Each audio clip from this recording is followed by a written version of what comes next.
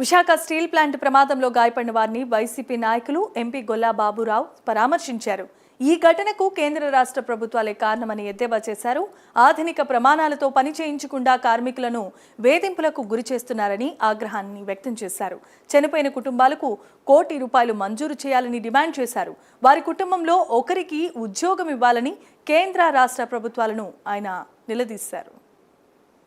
విశాఖపట్నాన్ని దోచుకుంటానికే ప్రయత్నం చేస్తున్నారు కానీ విశాఖపట్నంలో ఉన్నటువంటి అత్యంత ముఖ్యమైనటువంటి స్టీల్ ప్లాంట్ని రక్షించడానికి ఏ ప్రయత్నం కూడా చేయట్లేదు.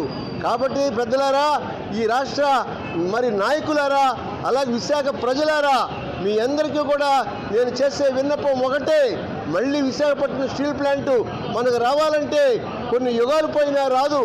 ఎన్నో వేల మంది ఉద్యోగస్తులు అక్కడ ఉద్యోగాలు కోల్పోతున్నారు.